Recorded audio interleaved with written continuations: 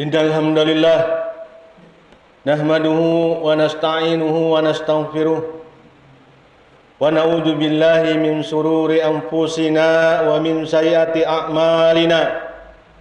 May yahdihillahu fala mudilla lahu wa may yudlil fala hadiya lahu. Asyhadu an la ilaha illallah wahdahu la syarika lah wa asyhadu anna Muhammadan abduhu wa rasuluh. Allahumma salli ala Muhammad wa ala ali Muhammad kama sallaita ala Ibrahim wa ala ali Ibrahim wa barik ala Muhammad wa ala ali Muhammad kama barakta ala Ibrahim wa ala ali Ibrahim innaka Hamidum Majid. Ya ayyuhalladzina amanu taqullaha haqqa tuqatih wa la tamutunna illa wa antum muslimun. Ya ayyuhan nasu taqu rabbakumullahu alladzi khalaqakum min nafsin wahidah wa khalaqa minha zawjaha wa bassa minhuma rijalan katsiran wa nisaa wattaqullaha alladzi tasaaluna bihi wal arham innallaha kana 'alaikum raqiba. Ya ayyuhalladzina amanu taqullaha wa qulu qawlan sadida yuslih lakum a'malakum wa yaghfir lakum junubakum wa may yuti'illaha wa rasulahu faqad faza fawzan azima. Amma ba'd. Alhamdulillah, segala puji kepada Allah Subhanahu wa taala yang sampai saat ini, detik ini masih banyak memberi kita berbagai macam nikmat, baik nikmat iman, Islam, kesehatan, dan waktu, hingga kita bisa bersama-sama berkumpul melaksanakan sholat Jumat berjamaah.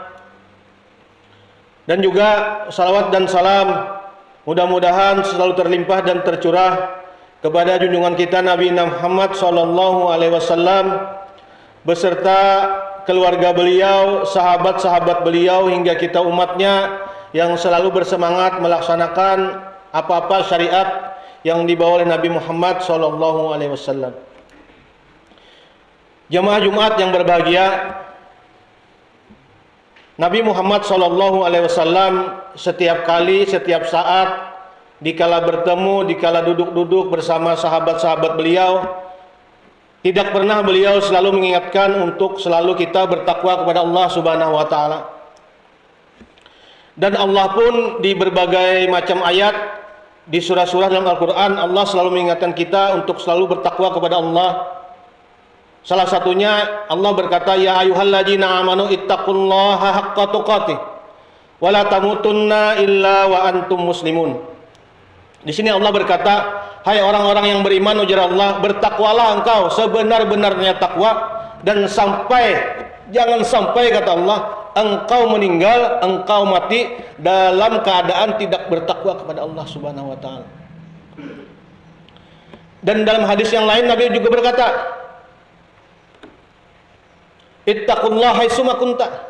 Nabi berkata kepada sahabatnya, bertakwalah engkau ya Rasulullah di mana saja engkau bertakwa.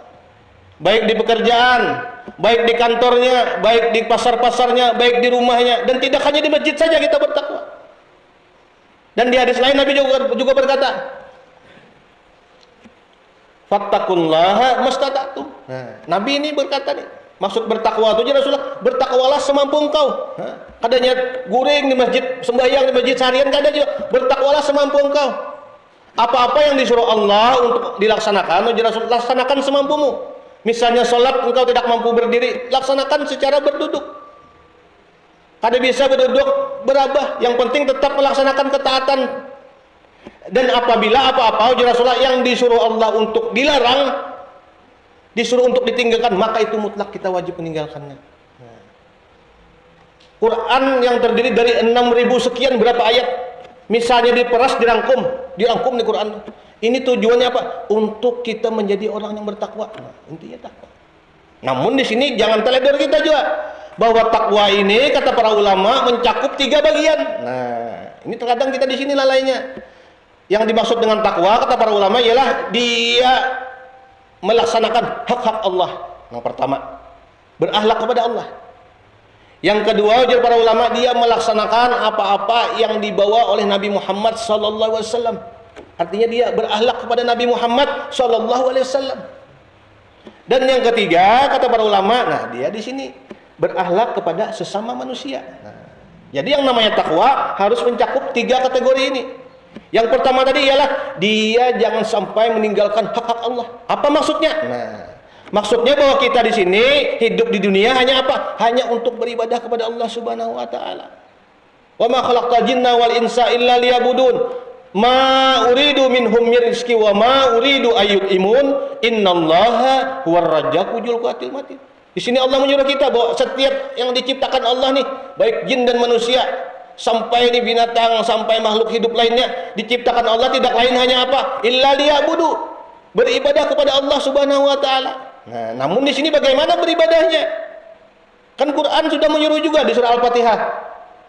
Hanya kepadamu aku menyembah dan hanya kepadamu aku minta pertolongan. Iyyaka na'budu wa iyyaka nasta'in. Memang terkadang kita hanya kepada Allah menyembah, tidak menyembah gunung, tidak menyembah pohon, tidak menyembah matahari seperti orang-orang yang di Jepang atau di luar negeri.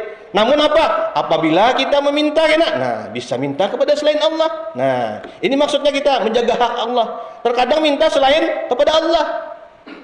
Apabila disuruh menyuruh kepada Allah saja, dia tidak yakin bahwa oh ini masih ada lagi ya. Nih kita bersyariat ya. Minta kepada selain Allah. Kalau disuruh minta kepada untuk Allah aja ada yakin. Jadi minta gandengannya sampai-sampai ini bisa membahayakan. Ada orang-orang yang di rumah menggantung benda-benda yang seperti botol-botol seperti apa-apa. Ini untuk apa? Untuk melindungi rumah kita dari jinnya. Nah ini kan berbahaya. Meminta kepada selain Allah padahal dibacakan surah Al-Baqarah aja, bacakan surah ayat kursi aja rumahnya setan bukahan sudah. Itu Nabi yang berkata. Nah jadi jangan sampai kita meminta kepada selain Allah. Nah itu maksudnya syarat orang yang bertakwa berakhlak kepada Allah Subhanahu wa taala. Dan yang kedua, berakhlak kepada Nabi Muhammad sallallahu alaihi wasallam. Artinya apa? Artinya kita ini ittiba kepada Rasulullah sallallahu alaihi wasallam. Dalam menjalankan syariat ini, sampai-sampai dalam beribadah aja deh, dalam beramal soleh aja kita harus ittiba kepada Nabi Muhammad sallallahu alaihi wasallam. Artinya apa? Ittiba ini artinya menuruti, mencontoh apa-apa yang dibawa oleh Nabi Muhammad sallallahu alaihi wasallam. Nabi yang berkata, "Man amila amalan laisa alaihi amruna fahuwa raddun." Barang siapa yang melakukan amalan dan Nabi ibadah yang tidak ada syariat, tidak ada contoh dari Nabi Muhammad sallallahu alaihi wasallam, maka amal tersebut, ibadah tersebut tertolak ya Rasulullah. Tertolaknya apa artinya? Habaan mansura, seperti angin-angin berterbangan kada berguna, melampaui awak aja artinya. Kada ada syariat. Ibadahnya tidak ada syariat, tidak ada tuntunan. Sembahyang maghrib disuruh 3 rakaat aja, supaya alim nih, hendak alim dia tambahi 4 rakaat misalnya. Wah itu habaan mansura. Kita mengada-adakan ibadah jadinya. Ibadah yang disuruh Nabi jadiin kita banyak ada tegawi lagi.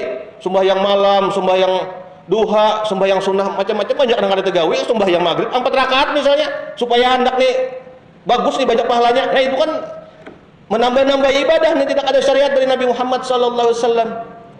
Mudah-mudahan kita jangan. Yang pertama kita nih jangan sampai nih mensekutukan Allah. Hak Allah kan yang pertama.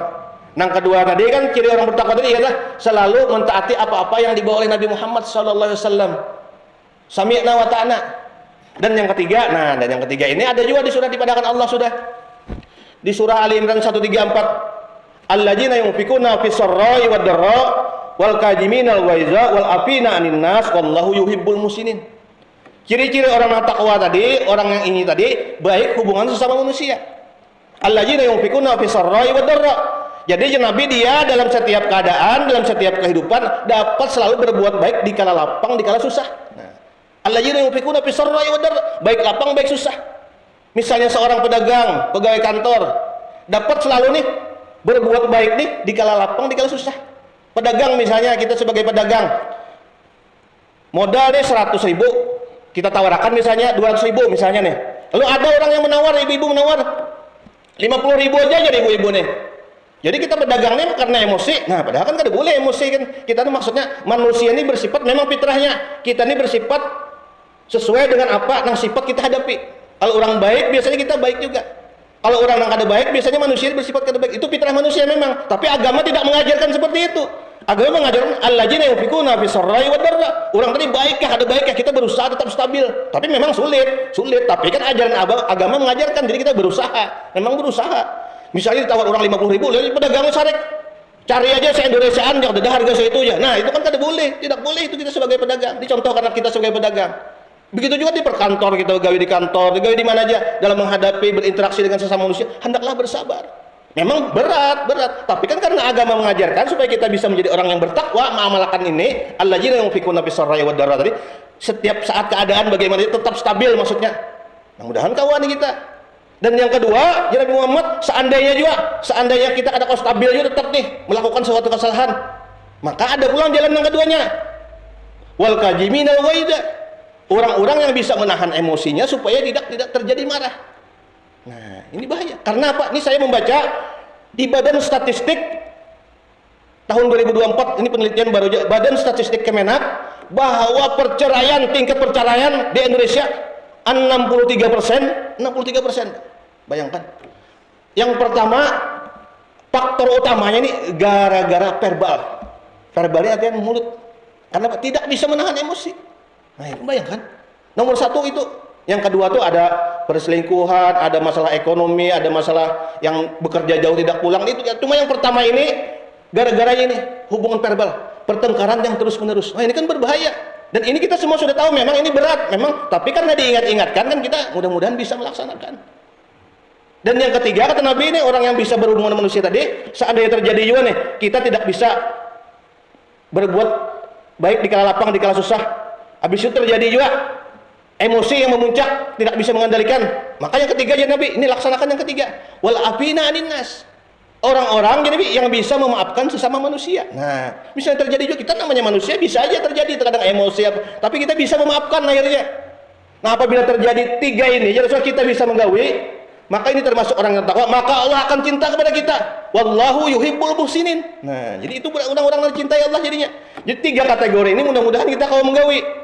Memang sulit, tapi kalau diingat-ingatkan terus, kita bawa ciri orang yang bertakwa, bisa berakhlak kepada Allah Subhanahu wa taala, bisa berakhlak kepada Rasulullah SAW, dan bisa berakhlak kepada sesama manusia.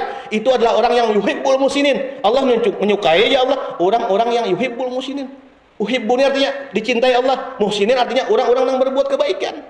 Jadi dia baik kepada Allah, baik kepada Rasul, baik kepada sesama manusia. Nah, mudah-mudahan khutbah yang singkat ini bisa bermanfaat bagi kita semua.